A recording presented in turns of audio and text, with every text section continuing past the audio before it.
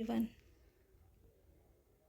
Class 6 NCERT विज्ञान के session में आपका स्वागत है। आज हम विज्ञान के इस सेशन में अध्याय 5 का अध्ययन करेंगे। अध्याय 5 है पदार्थों का पृथक्करण। तो आइए अपने इस सीरीज को कंटिन्यू करते हैं और अध्याय की शुरुआत करते हैं। ऐसे बहुत से उदाहरण हैं जिनमें हम पदार्थों के किसी मिश्रण से पदार्थों को पृथक करते हुए देखते हैं। चाय बनाते समय चाय की पत्तियों को द्रव से चालनित्र यानी छलनी द्वारा पृथक किया जाता है। यहाँ पे आप देख सकते हैं चाय को छलनी से छाना जा रहा है। शस्य कर्तन के समय अनाज को डंडियों से पृथक करते हैं। मक्खन को पृथक करने के लिए दूध या दही का मंथन किया जाता है। जैसा कि हमने अध्याय 3 में सीखा कि रेशे से बीजों को पृथक करने के लिए हम कपास को ओटते हैं। कदाचित आपने नमकीन, दलिया अथवा पोहा खाया होगा। यदि आपने ये पाया होगा कि इसमें मिर्च है तो खाने से पहले उन्हें सावधानीपूर्वक बाहर निकाल दिया होगा। कल्पना कीजिए कि एक टोकरी में आम और अमरूद भरे हैं और आपसे इन्हें पृथक करने के लिए कहा गया, तो आप क्या करेंगे? इसके लिए आप एक प्रकार के फलों को उठाकर किसी पृथक बर्तन में रख देंगे। क्या ये सही है? बिल्कुल सही है।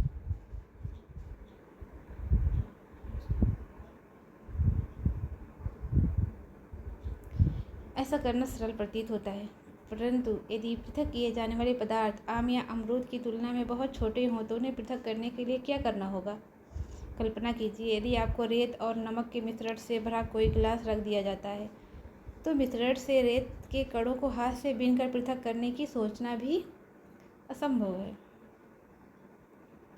परंतु पहले ये जानना चाहती है कि ऐसे पदार्थों को पृथक करने की हमें आवश्यकता ही क्यों होती है।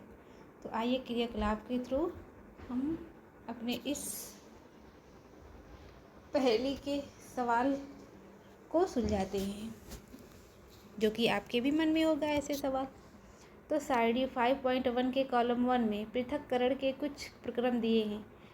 पृथक करने का उद्देश्य तथा अवयवों को पृथक करने के ढंगों को कॉलम 2 तथा 3 में दिया गया तथा भी कॉलम 2 तथा 3 में दी गई सूचना अव्यवस्थित हो गई है। क्या आप प्रत्येक यहाँ पे आप कॉलम देख सकते हैं। हम पदार्थों को पृथक क्यों करते हैं? यहाँ पे देखिए पृथक्करण का क्रम, उद्देश्य जिसके लिए हम पृथक करते हैं और पृथक्कृत अवयव को हम क्या करते हैं, यहाँ पे दिया गया है। तो सबसे पहले देखते हैं चावलों से पत्थर को पृथक करना। दो भिन्न परंतु उपयोगी पदार्थ को पृथक करना होता है। हम ठोस अवयव को फेंक देते हैं। इस तरीके से मक्खन प्राप्त करने के लिए दूध का मंथन। अनुपयोगी अवयवों को दूर करना, हम अशुद्धियों को फेंक देते हैं इसमें। और चाय की पत्तियां पृथक करने के लिए हानिकारक अवयवों अथवा अशुद्धियों को दूर करना, और हम दोनों अवयवों का उपयोग करते हैं। ठीक, नेक्स्ट है प्रक्रम का उसके उद्देश्य तथा पृथक्कृत अवयवों के उपयोग के ढंग से मिलान कर सकते हैं। हम देखते हैं कि किसी पदार्थ का उपयोग करने से पहले हमें उसमें मिश्रित हानिकारक तथा अनुपयोगी पदार्थों का पृथक करने की आवश्यकता होती है। कभी कभी हम उपयोगी पदार्थों का भी पृथक करते हैं जिनकी हम अलग से उपयोग करने की आवश्यकता होती है हमें। पृथक किए जाने वाले पदार्थों के कणों के अमाप अथवा द्रव्य भिन्न हो सकते हैं।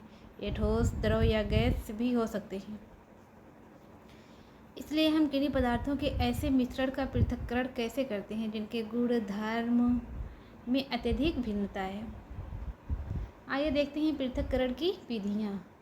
अब हम पदार्थों के पृथक्करण की कुछ साधारण विधियों का उल्लेख करेंगे। इनमें से कई विधियों का उपयोग आपने अपने दैनिक क्रियाकलापों में किया होगा।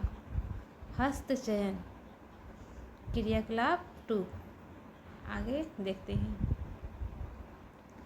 दुकान से खरीदे गए अनाज का एक पैकेट कक्षा में लाइए। अब अनाज को कागज़ के शीट पर फैलाइए। क्या आप कागज़ पर एक ही प्रकार के अन्य कण पाते हैं? क्या इसमें पत्थर के टुकड़े, भूसी, टूटे हुए अन्य कण तथा अन्य खाद्य कण हैं? अब अपने हाथ से पत्थर के टुकड़े, भूसे तथा अन्य कण को इससे पृथक कीजिए। हस्तचयन की इस विधि का उपयोग गेहूँ, चावल तथा दालों से कुछ बड़े मिट्टी के कणों, पत्थर तथा भूसे को पृथक करने में किया जा सकता है। चित्र 5.3 की तरह। ऐसी अशुद्धियों की मात्रा प्रायः बहुत अधिक नहीं होती है। ऐसे स्थितियों में हस्तचयन द्वारा पदार्थों को पृथक करना एक सुविधाजनक विधि लगती है। आगे है थ्रेशिंग। आपने खेत अथवा खलिहानों में गेहूँ या चावल की सूखी डंडियों के गट्ठर देखे होंगे। डंडियों से अनाज को अलग करने से पहले धूप में सुखाया जाता है। प्रत्येक डंडी पर अन्न कण चिपके होते हैं। खेत में रखे सैकड़ों गट्ठरों पर चिपके अन्न कणों की संख्या की कल्पना कीजिए। कृषक अन्न कणों की डंडियों से इतने डालियों के गट्ठरों से अनाज को कैसे पृथक करते हैं? आमों तथा अमरूदों के वृक्षों से तोड़ा जा सकता है, परंतु अन्न कण आम और अमरूदों की तुलना में बहुत छोटे होते हैं, इसलिए इनकी डंडियों से तोड़ना असंभव होगा। अन्न कणों को उनकी डंडियों से कैसे पृथक किया जाता है, आइए देखते हैं। डंडियों से अन्य कणों अथवा अनाज को पृथक करने के प्रक्रम को थ्रेशिंग कहते हैं। इस प्रक्रम में डंडियों को पीटकर अन्य कणों को पृथक किया जाता है। कभी कभी थ्रेशिंग का कार्य बैलों की सहायता से किया जाता है। अत्यधिक मात्रा के अन्य कणों को डंडियों से पृथक करने के लिए थ्रेशिंग मशीनों का उपयोग भी किया जाता है।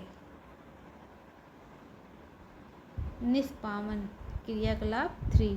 सूखे रेत तथा बुरादे अथवा सूखी पत्तियों के पाउडर का एक मिश्रण बनाइए। इस मिश्रण को किसी प्लेट में अथवा समाचार पत्र के ऊपर रखिए।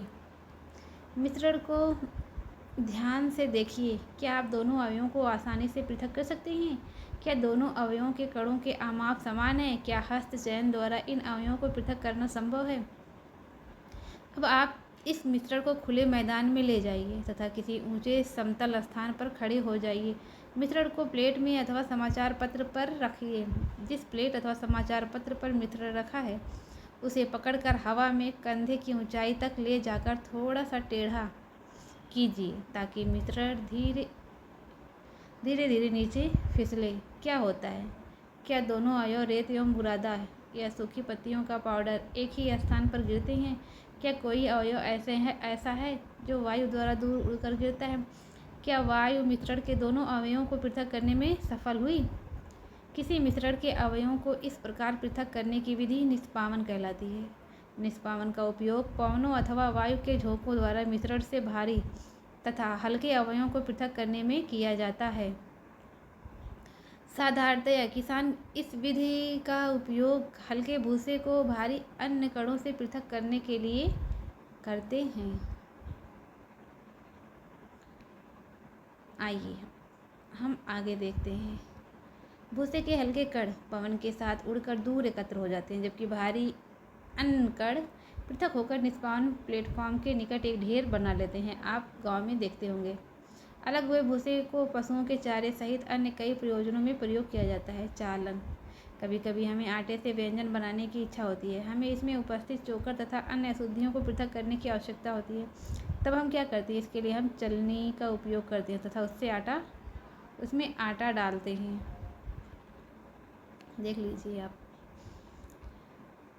आटे के छोटे कण चलनी के छिद्रों द्वारा निकल जाते हैं, जबकि अशुद्धियाँ चलनी में रह जाती हैं। प्रायः आटे की मिल में गेहूँ को पीसने से पहले पत्थरों तथा भूसे जैसी अशुद्धियों को हटाया जाता है। साधारणतः गेहूँ की बोरी को एक तिरछी चलनी पर डाला जाता है। चालन द्वारा पत्थर, डंडियाँ तथा भूसा जो निष्पादन तथा थ्रेशिंग के बाद गेहूँ में रह जाते हैं को दूर कर दिया जाता है। आपने इस प्रकार के बड़े बड़े चालनों को भवन निर्माण वाले स्थानों पर रेत से कंकड़ तथा पत्थर पृथक करने के लिए उपयोग में लाते हुए देखा होगा। यहाँ पे आप देख सकते हैं जब घर और बनता है तो ये इस तरीके से चलनी लगी रहती है। क्रियाकलाप 4। कक्षा में एक चलनी या छन्नी तथा थोड़ा सा आटा घर से लाइए। चालन द्वारा आटे से अशुद्धियों को पृथक कीजिए। अब चाक का पाउडर बनाइए तथा उसको आटे के साथ मिलाइए। इस मिश्रण का चालन कीजिए। क्या हम चालन द्वारा चाक पाउडर तथा आटा पृथक कर सकते हैं? चालन विधि का उपयोग मिश्रण के दो ऐसे अवयवों जिनकी मापों में अंतर हो पृथक करने में किया जाता है।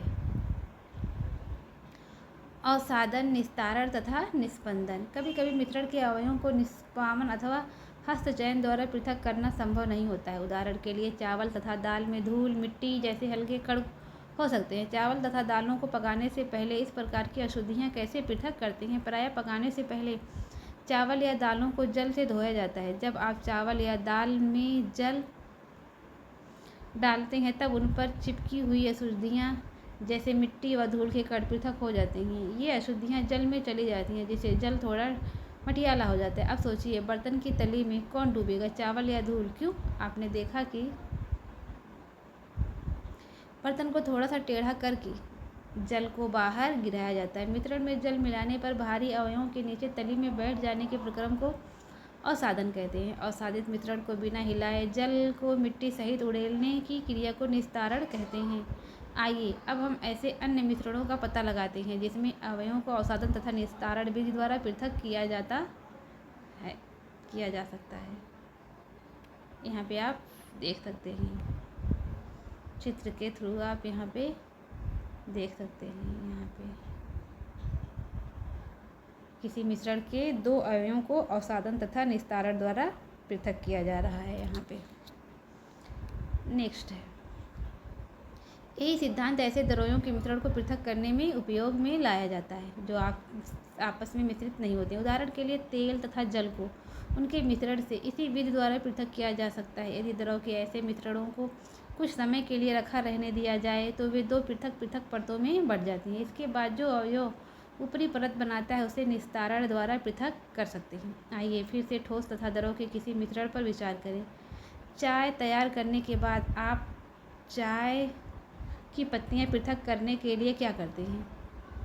निस्तारण की विधि अपनाइए। इसके द्वारा कुछ सहायता मिलती है, परंतु क्या आपको चाय में कुछ पत्तियां अब भी मिलती हैं? अब चाय की एक छन्नी में डाल दीजिए। क्या चाय की सारी पत्तियां छन्नी में रह जाती हैं? इस प्रक्रम को निस्पंदन या फिल्टर करना कहते हैं। अब सोचिए, तैयार चाय से चाय की पत्तियां पृथक करने में निस्तारण और निस्पंदन में से कौन सी विधि अच्छी है? आप सोच के बताइए। आइए अब अपने उपयोग में आने वाले जल के उदाहरण पर विचार करते हैं। क्या हम सभी को हर समय पीने के लिए सुरक्षित जल मिलता है? कभी कभी नलों से गंदला जल प्राप्त होता है। तालाबों तथा नदियों से एकत्र किया गया जल भी पंकिल हो जा सकता है, विशेषकर बरसात के बाद भी। आइए अब हम ये देखते हैं क्या हम पृथक्करण की कुछ विधियों द्वारा जल से मिट्टी जैसे अविलेय अशुद्धियाँ दूर कर सकते हैं। क्रियाकलाप 5, तालाब या नदी का पंकिल जल लीजिए। यदि ये ना मिल सके तो एक गिलास जल में थोड़ा मिट्टी मिला दें। इसे आधे घंटे के लिए छोड़ दें। जल का सावधानीपूर्वक परीक्षण कीजिए तथा अपने परीक्षणों को लिखिए। क्या गिलास के तले में कुछ मिट्टी बैठ गई है? ऐसा क्यों हुआ? इस प्रक्रम को आप क्या कहेंगे? अब जल को बिना हिलाए गिलास को थोड़ा तिरछा कीजिए। इस गिलास के ऊपर के जल को दूसरे गिलास में उड़ेलिए। आप इस प्रक्रम को क्या कहेंगे? क्या दूसरे गिलास का जल अब भी पंकिल अथवा भूरे रंग का है? अब इसका निस्पंदन कीजिए। क्या चाय वाले छन्नी ने यह कार्य किया? आइए कपड़े की सहायता से जल का निस्पंदन करने का प्रयास करते हैं। कपड़े के टुकड़ों में बुने हुए ताकों के बीच में छोटे छोटे छिद्र अथवा रंध्र होते हैं। कपड़े के इन्हीं छिद्रों का उपयोग निस्पंदक के रूप में किया जा सकता है। आगे, यदि जल अब भी पंकिल है तो अशुद्धियों को फिल्टर पत्र द्वारा निस्पंदित कर सकते हैं जिसमें और भी छोटे रंध्र हो सकते हैं। फिल्टर पत्र एक ऐसा निस्पंदक होता है जिसमें अत्यंत सूक्ष्म छिद्र होते हैं। चित्र 5.9 में फिल्टर पत्र के उपयोग से संबंधित विभिन्न चरण दर्शाए गए हैं। फिल्टर पत्र को शंकु के रूप में मोड़कर कीप में लगा दिया जाता है। इसके पश्चात मिश्रण को फिल्टर पत्र के ऊपर उड़ेलते हैं। मिश्रण के ठोस कण इसके छिद्रों से नहीं गुजर पाते हैं तथा फिल्टर पत्र पर ही रह जाते हैं। यहाँ पे आप देख सकते हैं। शंकु कोण बनाने के लिए फिल्टर पत्र को मोड़ना और फिर पित्तल पत्र के उपयोग से निस्पंदन हो रहा है। साधारणतया फलों तथा सब्जियों के रसों को पीने से पहले उनसे बीज तथा ठोस कणों को पृथक किया जाता है। निस्पंदन विधि का उपयोग घरों पर पनीर बनाने में भी होता है। आपने देखा होगा कि पनीर बनाने के लिए दूध को उबालने से पहले उसमें नींबू का रस मिलाया जाता है। इससे पनीर के ठोस कणों तथा द्रव का मिश्रण प्राप्त होता है। पनीर को इस मिश्रण से कपड़े या छन्नी से फिल्टर करके पृथक किया जाता है। आगे देखते हैं वाष्पन क्रियाकलाप 6। बीकर में कुछ जल गर्म कीजिए। जल को उबलने दीजिए। यदि आप निरंतर गर्म करते हैं तो क्या संपूर्ण जल भाप में बदल जाता है तथा अदृश्य हो जाता है। अब दूसरे बीकर के जल में 2 चम्मच नमक डालिए तथा अच्छी तरह हिलाइए। क्या आप जल के रंग में कोई परिवर्तन देखते हैं? विलोड़ित करने के बाद क्या आप बीकर में कोई नमक देखते हो? नमक के जल से भरे बीकर को गर्म कीजिए। जल को उबलकर उड़ने दीजिए। बीकर में क्या बचता है? इस क्रियाकलाप में हमने मिश्रण से जल तथा नमक को पृथक करने के लिए वाष्पन की प्रक्रिया का प्रयोग किया है। जल को उसके वाष्प में परिवर्तन करने की प्रक्रिया को वाष्पन कहते हैं। जहाँ पर जल होता है वाष्पन की प्रक्रिया निरंतर होती रहती है। आपके विचार से नमक कहाँ से आता है? समुद्र के जल में अत्यधिक मात्रा में लवण मिश्रित होता है। इन्हीं लवणों में से एक लवण साधारण नमक है। जब समुद्र के जल को बड़े बड़े उथले गड्ढे में भरकर छोड़ दिया जाता है तो सूर्य के प्रकाश से जल गर्म होकर वाष्पन द्वारा धीरे धीरे वाष्प में बदलने लगता है। कुछ समय बाद सारा जल वाष्पित हो जाता है तथा ठोस लवण नीचे बच जाते हैं। चित्र 5.12 के तहत देख लीजिए। तत्पश्चात इन लवणों के मिश्रण का शोधन करके साधारण नमक प्राप्त किया जाता है। यहाँ पे आप देख सकते हैं नमक समुद्र से जल प्राप्त करना, समुद्र जल से नमक प्राप्त करना। यहाँ पे आप देख सकते हैं समुद्र के जल को इस तरीके से मेड़ की तरह बांध के पानी को इकट्ठा किया गया है, फिर इसी को जमा के जल नमक बनाया जाता है। आगे है पृथक्करण की एक से अधिक विधियों का उपयोग। हमने पदार्थों को पृथक करने की कुछ विधियों के बारे में अध्ययन किया है। प्राय किसी मिश्रण में उपस्थित विभिन्न अवयवों को पृथक करने में केवल एक विधि का उपयोग पर्याप्त नहीं होता। ऐसी स्थिति में हमें एक से अधिक विधियों का उपयोग करने की आवश्यकता होती है। क्रियाकलाप 7। रेत और नमक का मिश्रण लीजिए। इसे आप कैसे पृथक करेंगे? हमने पहले भी देखा कि हस्तचयन विधि इसके पृथक्करण के लिए व्यावहारिक नहीं होगी। इस मिश्रण को बीकर में रखिए तथा इसमें कुछ जल मिलाइए। इसके बाद बीकर को कुछ समय के लिए एक ओर रख दीजिए। क्या आप ये देखते हैं कि रेत बीकर की तली में बैठ रहा है? इसे निस्तारण या निस्पंदन द्वारा पृथक कर सकते हैं। निस्तारित द्रव में क्या है? क्या आप सोचते हैं कि इस जल में वही नमक है जो कि आरंभ में मिश्रण में था? अब इस निस्तारित द्रव से नमक व जल को पृथक करना है। इस द्रव को किसी केतली में भरकर इसका ढक्कन बंद करिए। अब कुछ समय तक केतली को गर्म कीजिए। क्या आप केतली की टोटी से भाप निकलती देखते हैं? यहाँ पे आप देख सकते हैं, जाहिर सी बात है दिखेगा ही। आगे एक धातु की प्लेट लीजिए जिस पर कुछ बर्फ रखी हो। प्लेट को केतली की टोटी से ठीक ऊपर पकड़िए जैसे कि चित्र 5.313 में दर्शाया गया। आप क्या देखते हैं? केतली के सारे जल को भाप में बदलने दीजिए। जब भाप बर्फ से ठंडी हो गई प्लेट के संपर्क में आती है तो वह संघनित होकर द्रव जल बन जाती है। प्लेट के नीचे से बूंद बूंद होकर नीचे गिरने वाला ये जल संघनन द्वारा भाप बना है। जल वाष्प से उसकी द्रव अवस्था में परिवर्तित होने की प्रक्रिया को संघनन कहते हैं। क्या आपने कभी जिस पात्र में दूध को थोड़ी देर पहले उबाला गया था उस पर ढकी प्लेट पर संघनित जल की बूंदों को देखा है? जब सारा जल वाष्पित हो जाता है तो फिर केतली में पीछे क्या छूट जाता है? इस प्रकार हमने मिश्रण से नमक, रेत तथा जल को निस्तारण, निस्पंदन, वाष्पन तथा संघनन विधियों का प्रयोग कर सफलतापूर्वक पृथक किया है। पहली को रेत से नमक की पुनः प्राप्ति की समस्या है। उसने नमक के संपूर्ण पैकेट को रेत की थोड़ी मात्रा में मिलाया, फिर उसने क्रियाकलाप 7 में सुझाई गई विधि द्वारा नमक को पुनः प्राप्त करने का प्रयास किया, परंतु उसने ये पाया कि वह तो लिए गए नमक के केवल थोड़े भाग को ही पुनः प्राप्त कर पाई है, उससे कहाँ त्रुटि हुई होगी।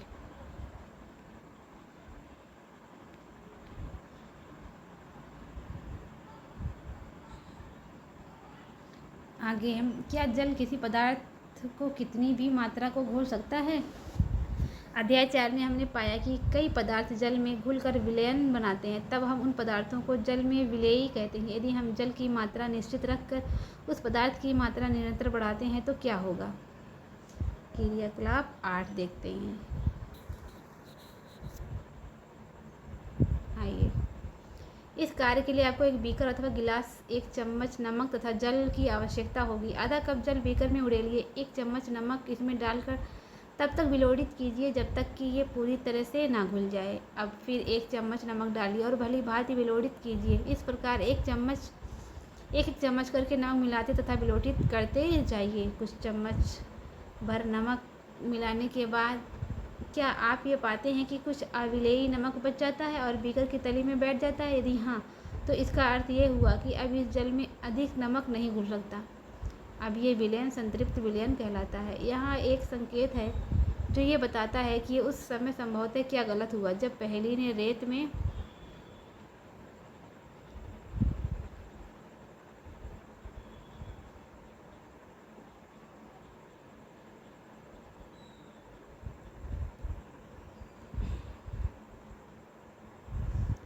अधिक मात्रा में मिले नमक की पुनः प्राप्ति का प्रयास किया था। कदाचित नमक की मात्रा संतृप्त विलयन बनाने के लिए आवश्यक मात्रा से बहुत अधिक थी।